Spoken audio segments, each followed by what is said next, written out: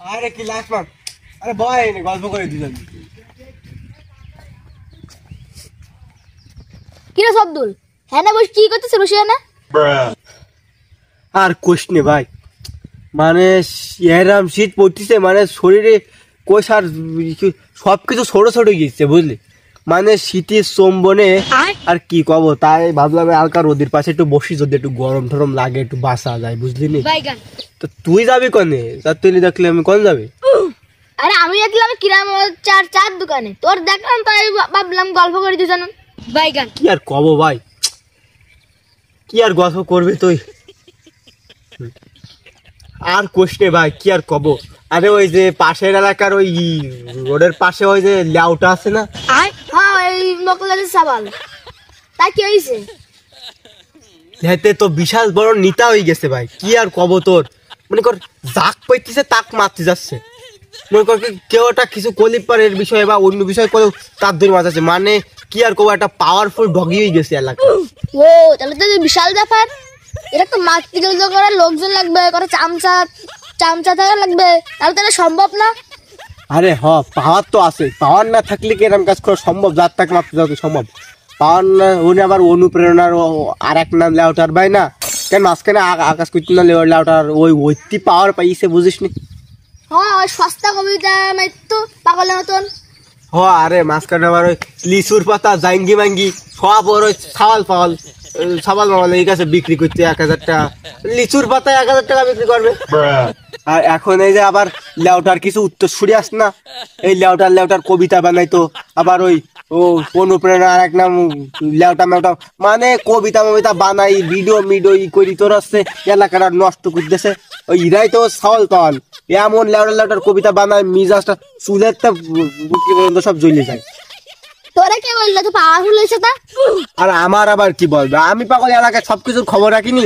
আরে এই যে কেন কালগিরার সাওয়াল পাওয়ার সামসা মামসা নেই, কাল যে ওই যে পাশা আসছে না, পাশার বোঝায় রাস করে দিয়েছে একেবারে, কিন্তু কারোর কিছু, সে বিশাল মারামারি দেখার মতো মারামারি, কিন্তু কারোর কিছু হয়নি। তাও ভালো। হ ভালোই তো, লেউটা স্টিতে কিছু কুইস নেই আমার।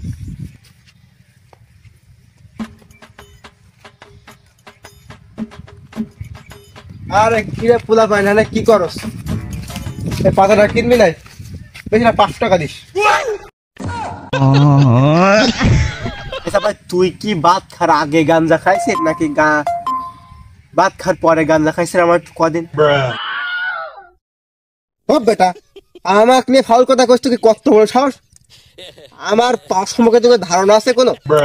আমি যদি এখন একটা ফোন করে আমার পুলারা আসে তোকে একবার সিঁড়ি খাই ফেলবে না? তো আমাকে নিয়ে ফাউল কথা কষ্ট সাহস তো কম দেখতেছি। আচ্ছা লেউটা একটা কথা কদিন, তোর এই যে পুলা পাল ছাওয়াল পাওয়াল এগুলো কি সব পাগল নাকি ভাই, নাকি আবার এরা? হ্যাঁ বেটা, আমার পুলা ফান নিয়ে যদি তুই আর কিছু কস বেটা, তোকে কিন্তু আমি এই জায়গায় বসে বসে অনুপ্রেরণার জ্ঞান দিয়ে নিব। তোকে কিন্তু বাসায় আইটি যাওয়া লাগবে না। আচ্ছা বেটা, এটা কথা কদিন তুই এরা মানুষের বলদ বানালি কেন রে? না না, বলতে চাচ্ছি কি তুই মানুষের এরকম করে অনুপ্রেরণা দিয়ে পাগল বানালি কেমন, আমার একটু কম বলদ আবাল বানাস। মানে এই যে মানুষের কত অনুপ্রেরণা, মানুষের কত উপকার হয়েছে তুই জানোস বেটা? তুই তো থাই সবসময় শুই থাই, ওই যে কাঠ মিস্ত্রির কাজ করতো সোলেমান, ওই কত সুন্দর কাঠ মিস্ত্রির কাজ করতো, রাজমিস্ত্রির কাজ করতো। তুমি দিছাও তোমার ওই বালের অনুপ্রেরণা দিছাও, এখন কাঠ মিস্ত্রির কাজ মাছ বাদ দিয়ে সারাদিন বাড়ি বসে ওই সাবাল মেয়ের ফোন ধরতে কয়, তা নাহলে এরোড দিয়ে ফোন ধরে ও তোমার অনুপ্রেরণা রাখলাম লেউটার ভাই তুই কাটাই।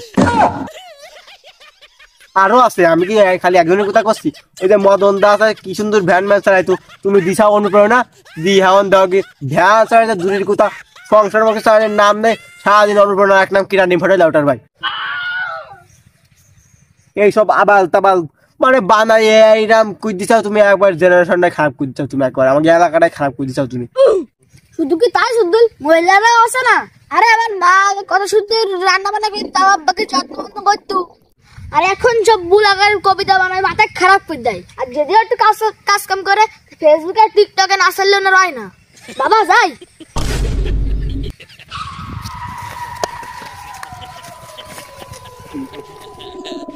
আরে বেটা ক্যামেরা ধর বেটা, দেখো অনুপ্রেরণার এক নাম হোয়াটসঅ্যাপ আর ইমো ভাই, সরি লাউডার ভাই।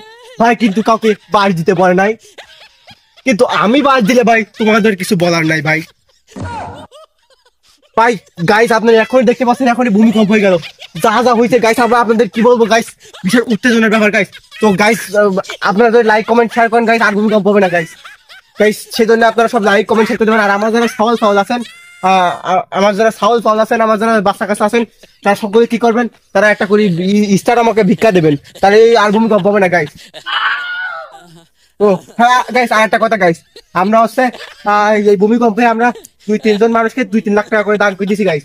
তো আপনারা কি করবেন, লাইক কমেন্ট শেয়ার করলে আরো বেশি করে আমরা দান করতে পারবো গাইস। তো আর কথা না বলে গাইস, উনি ভূমিকম্প হয়ে গেছে, 2-3 লাখ টাকা দান করা হয়ে গেছে আমার ভূমিকম্প হওয়ার আগে। তো গাইস সকলে ভালো থাকবেন ভাই, গাইস রাখলাম গাইস।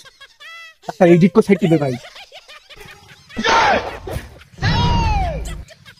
আরে এটা কি হইলো ওটা, ভূমিকম্প হইলো ইয়ে সব কাটি গেল, ফটকায় বললাম। তুই কি করবি, তুই আল্লাহ আল্লাহ করবি, তুই দোয়া দুরুদ পড়বি, তুই আল্লাহর কাছে দোয়া করবি যাতে বাইসি যাস। আর তুই তা না কই, তুই সাথে ভিডিও বানাই, এটা কেমন হইলো ভাই? বাইগান। আরে বেটা আর কোষ্টে শব্দুল, আরে এটা হচ্ছে ট্রেন্ড ফলো করার দেশ বেটা, বুঝোস না?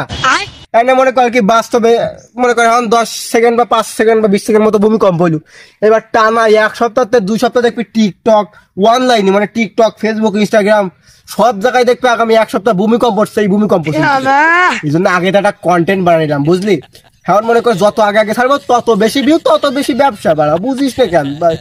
বুঝালেও তোরা বুঝিস না, এটা কোনো মানা যায়?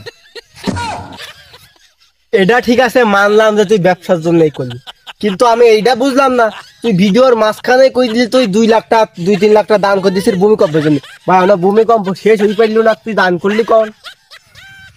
You bro, this is business.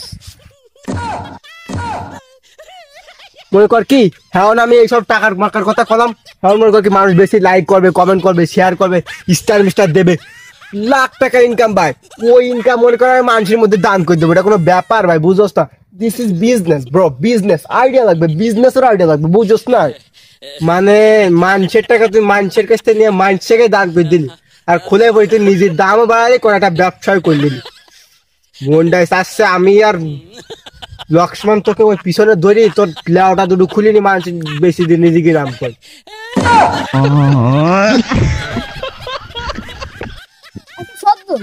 আগে তো কোনো ভূমিকম্প হয়নি, আমার ভূমিকম্প হলে নিশ্চয় মানুষের গুণা বেশি বেড়ে গেছে।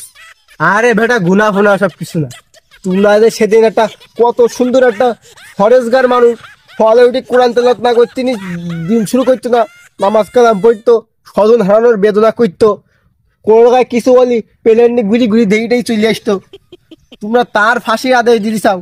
তোমাকে সেই জন্য ভূমিকম্প হচ্ছে, গুনা টুনা না, ভালো মানুষের শাস্তি দিছাও, আল্লাহ এটা সহ্য করে না, এই জন্য ভূমিকম্প দিয়ে তোমাকে পরীক্ষা করা দিলে, বোঝো না? তোর আপার ফাঁসির রায় হয়েছে 17 তারিখ, এনতে 5-6 দিন আগে, আর ভূমিকম্প আইস গিয়া হইছে। এতদিনকে ভূমিকম্প ঘুমাইছিল যে টের পাইনি, তাই আইসগি টের পাইছে, আইসগে কি হইছে। আল্লাহর পুত পিটার লেউটার ভাই, তোর কত বড় সাহস, তুই লেউটা ভাই নিয়ে কথা কইছিস? দাঁড়া আমার ফোনটা দিয়ে দিন, আমার পুলাগোর কাছে একটা ফোন দিয়ে বের করে দিই। ইরে এক তো সিটাই দেখে আমার মিজাজটা 180 ডিগ্রি সেলসিয়াসের আগুন আছে। আর তুই এখন পুলাগোটা কি দাঁড়া